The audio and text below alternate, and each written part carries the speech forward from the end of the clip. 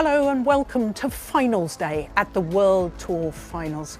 Gosh, Morten, it's just been a joy to have 3 weeks of elite world-class badminton. It's been superb, hasn't it? It has. I really have enjoyed it. It's been great, and of course it's so good to be back after such a long time. It's been 10 months, apart from having the Denmark Open in October. So yes, I'm thrilled. I so enjoy it, and it has been absolutely great. It has been fantastic, and of course this is the climax of the 2020 World Tour series, and today's finals are absolutely superb.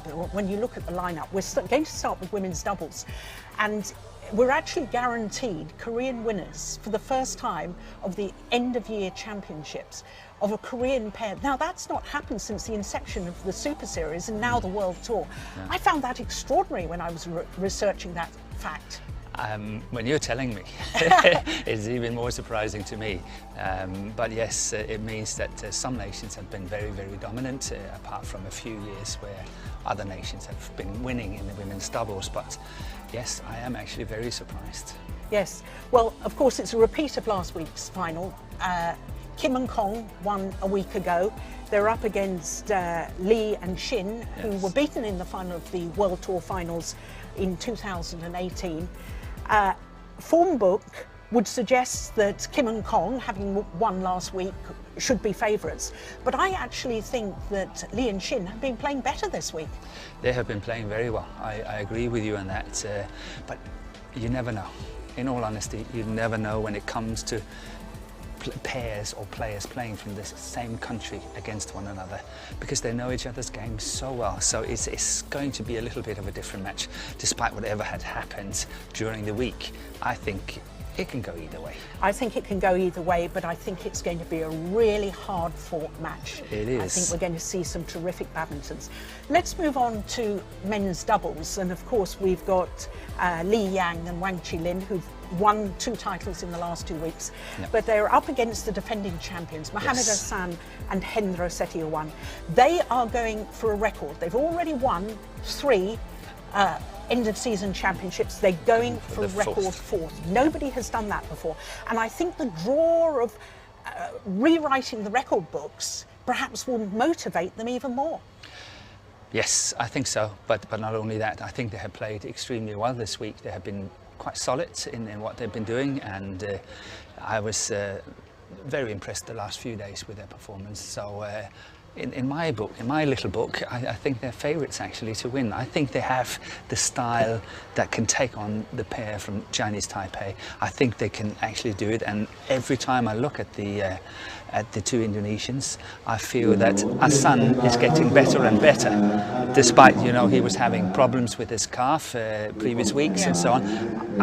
As I watch him, I think he's looking a lot better. Yeah, the thing about this men's doubles final, I think it's going to be so intriguing because we have the raw power and speed of the pair from Chinese Taipei against the tactical awareness and beautiful skills of the daddies, as they are known. Yeah. So I think it's going to be an intriguing battle of the 2 different skill sets. Yes, agree with you on that.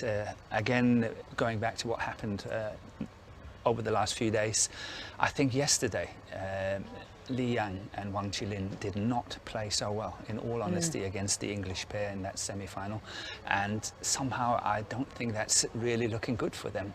I think, as you say, the style of Hassan and Setiawan, I think they got it to upset the whole situation. Yeah, well, it's going to be an interesting one. After that, we have women's singles, which is a hat trick. The 3 tournaments have all been the same 2 players in the final. Carolina Marin has won the last 2 events. But I know you called Tai Su Ying's semi-final yesterday, and I think she must be playing a little better. I thought there was a little more urgency in her style of play yesterday. She was very aggressive, which I think suited her game nicely. She was aggressively playing against Ang Se-young, and she was very good finding the gaps, perhaps not going so many cross-court attacks, but more down-the-line attacks, and I think it worked beautifully for her. Yes, I think she played a good match yesterday, and maybe she's got the game today to, you know, see if she can win this one, but Morten has been looking good. Morten has been looking absolutely superb. For Tai Sung-ying, this is her 5th final at the end of year championships, and it's she's reached every final in every tournament she's played since the last World Tour finals in 2019. That's a pretty impressive record. It is, but I think you are going back to the situation about hunger to win. And I think Morten has got it. She has not performed very well in the year-end finals over the years. No. And this is going to be a first if she wins it. So I think she's got extra motivation on that one as well. So I think that can help Morten. But I think it's going to be an intriguing match. I really look forward to it. Yeah, me too. I think it's going to be tremendous. What about the men's singles? Because it's an all-Danish affair. Victor Axelson is going for 5 titles in 5 tournaments played. He's already won 2 end-of-year championships. He's going for a 3rd title at this prestigious event. But he is playing so well. How on earth does Axelson counteract his attacking play, the Tall Danes' attacking play? I think it's very interesting, because if you, Steen and I were asked to predict who was going to be in the finals, in the 5 finals today, I think we would have a 90% chance of guessing it, as it all panned out. Yeah. The only one I think that has been a little bit in doubt is Anders Antonsen, because he has not performed well. He's sort of finding his form, but I will say, I agree with you, Axelson looks really, really dominant, very, very good. However, Anders Antonsen has got the game to upset him, and he knows exactly what points to press. So I think that if Antonsen is playing well today, it can be a very, very interesting match. I think it's going to be interesting, and I wonder if Axelson and the pressure of rewriting the record books by winning 3 men's singles titles in 3 weeks, which has never been done before. No. I wonder if that might be added pressure. The fact that he's playing against a fellow Dane, and there's a lot of rivalry between the 2 of them, whether that might also have an impact.